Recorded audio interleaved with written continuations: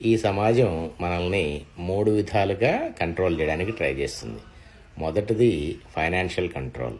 అంటే మనము ఒక ఉద్యోగం చేసి కానీ లేకపోతే ఒక వ్యాపారం చేసి కానీ డబ్బులు సంపాదిస్తే కానీ మనము బ్రతకలేని పరిస్థితికి ఈ వెస్టర్న్ క్యాపిటలిస్ట్ సిస్టమ్ మనల్ని తీసుకొచ్చింది. మా చిన్నప్పుడు మనకుండే పొలం మనకుండేది, మనకుండే ఆవులు గేదెలు మనకుండేవి. తర్వాత మన అన్నం మనమే పండించుకునే వాళ్ళమి, మన కూరగాయలు మనమే పండించుకునే వాళ్ళమి. ఒకరి మీద ఆధారపడాల్సిన అవసరం లేకుండా ఆ సిస్టమ్ ఉండేది. కానీ ఈ వెస్టర్న్ క్యాపిటల్ సిస్టమ్ వచ్చేసి చిన్నప్పటి నుంచి స్కూల్స్లో కానీ కాలేజెస్లో కానీ ఏం నేర్పిస్తారంటే, వెళ్ళి ఏదన్నా ఒక ఉద్యోగం ఎలా చేయాలి, ఒక ఉద్యోగం ఎలా సంపాదించుకోవాలి అనేది మాత్రమే నేర్పిస్తుంది. ఏ బడిలో కానీ ఏ యూనివర్సిటీలో కానీ డబ్బులు ఎలా సంపాదించాలి, ఫైనాన్షియల్గా ఫ్రీడమ్ ఎలా పొందాలి అనేది ఏ యూనివర్సిటీ ఏ స్కూలు నేర్పించదు. కాబట్టి ఫైనాన్షియల్ కంట్రోల్ చేయడానికి ప్రయత్నిస్తుంది. మనం దాని నుంచి బయటపడాలంటే ఫైనాన్షియల్ ఫ్రీడమ్ పొందాలి. ఫైనాన్షియల్ ఫ్రీడమ్ పొందాలంటే ఆటోమేటిక్గా అటానమస్గా మనకి ఇన్కమ్ మల్టిపుల్ సోర్సెస్ నుంచి వస్తుండాలి. సో అదొక కంట్రోల్. సెకండ్ కంట్రోల్ వచ్చేసి కమ్యూనిటీ.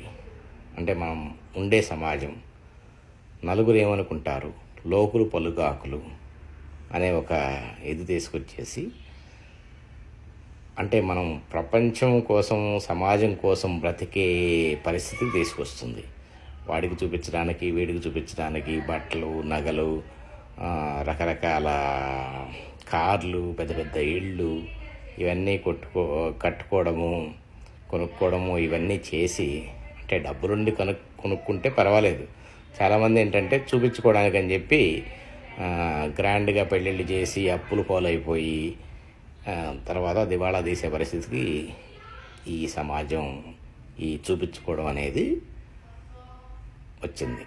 కాబట్టి when you reach a stage where ఎవడేమనుకున్నా నాకేం పర్లేదు, ఎవడు నాతో ఫ్రెండ్షిప్ చేసినా, నాతో మాట్లాడినా మాట్లాడకపోయినా ఎలాంటి తేడా రాదు నాకు.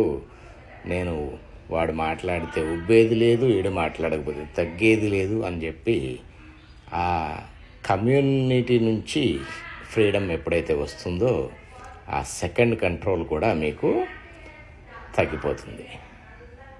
థర్డ్ కంట్రోల్ వచ్చేసి ఫ్యామిలీ. అంటే మన బంధువులు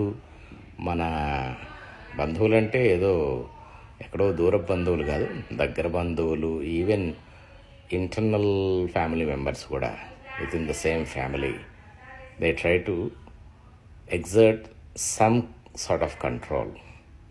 అది వైఫ్ మీద హస్బెండ్ కానీ, హస్బెండ్ మీద వైఫ్ కానీ, లేకపోతే పిల్లల మీద మనం కానీ, అలా రకరకాల కంట్రోల్ని మనం ఇంప్లిమెంట్ చేయడానికి ప్రయత్నిస్తూ ఉంటాం.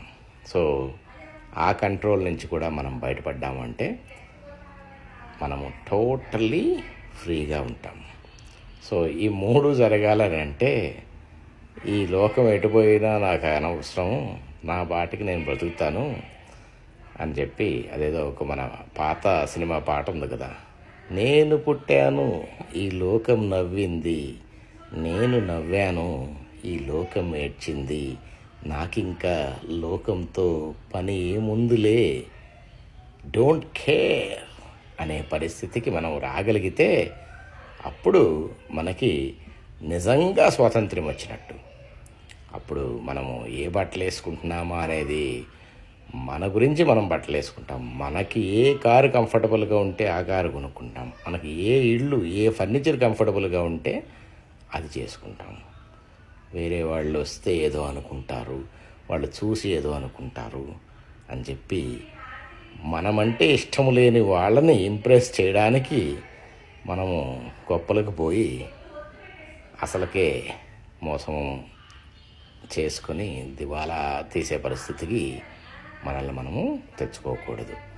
ఆ విధంగానే సమాజంతో కలిసి ఉండాలి. కానీ భగవద్గీతలో చెప్పినట్టు తామరాకు మీద నీటి బిందువు మాదిరిగా అంటనట్టుగా మనము ప్రవర్తిస్తే నలుగురు ఏమనుకుంటారు అనేది మనం పెద్దగా పట్టించుకోకుండా మన పని మనం చేసుకుంటూ పోతే అప్పుడు మనకి ఆ సమాజం నుంచి కూడా స్వాతంత్రం వస్తుంది. ఇక ఇంటర్నల్ ఫ్యామిలీ అంటారా, మనము బయట దేశాల్లో బ్రతికే వాళ్ళకి ఒక అడ్వాంటేజ్ ఏంటంటే we are not compelled to participate in those family affairs, అది ఎక్స్టెండెడ్ ఫ్యామిలీ అఫైర్స్ మెయిన్లీ. కాకపోతే మన ఇంటర్నల్ ఫ్యామిలీని కూడా యాజ్ ఫార్ యాజ్ పాసిబుల్ కొంచెము ఇండిపెండెంట్గా, అంటే అది వాళ్ళ ఆలోచన విధానం కానీ లేకపోతే వాళ్ళ ఇన్కమ్ కానీ what ever it is, if we let our partners be as independent as possible, then we can attain that freedom as well. So ఆ 3 విధాలుగా మనము స్వాతంత్ర్యము తెచ్చుకోగలిగిన రోజు మనకు నిజంగా స్వాతంత్రం వచ్చినట్టు. గాంధీ గారు చెప్పినట్టుగా అర్ధరాత్రి నడి రోడ్డు మీద ఒక స్త్రీ ఒంటరిగా వెళ్ళగలిగిన రోజు మనకు స్వాతంత్రం వచ్చింది అన్నారు. సో ఈరోజు ఇండియాలో పరిస్థితి చూసినా లేకపోతే బయట దేశాల్లో పరిస్థితి చూస్తే అదేమంత పెద్ద కష్టం కాదు. ఉన్న లా అండ్ ఆర్డర్ సిచ్యువేషన్ చూసుకుని, అంటే not everywhere it's the same, కానీ ఇట్స్ రిలేటివ్లీ సేఫ్ నౌడేస్. కాబట్టి new definition of freedom is try to learn to live alone. ఒంటరిగా ఈ సమాజంతో పని లేకుండా, ఎవడు ఏమనుకున్నా ఎవడు ఎటుపోయినా పర్లేదు, నేను నిలదొక్కుని నాకై నేను సర్వైవ్ అవుతాను, థ్రైవ్ అవుతాను, సక్సెస్ఫుల్గా ఏది కావాలంటే అది సాధిస్తాను అనే ఒక మైండ్ సెట్ తోటి మనం ముందుకెళ్ళగలిగితే, ఇంతకుముందు చెప్పినట్టుగా ఒంటరిగా ఉండడం అంటే ఎవరితో మాట్లాడకుండా ఉండకూడదు అనే కాదు దాని ఉద్దేశం. అందరితో మాట్లాడవచ్చు, but we should not be dependent on others. We should trust our own skills and experience and intelligence and succeed. ఆ విధంగా మనల్ని మనం తీర్చిదిద్దుకోగలిగిన రోజు మనకి నిజంగా స్వాతంత్రం వచ్చినట్టుగా నేను భావిస్తాను. మీరేమంటారు?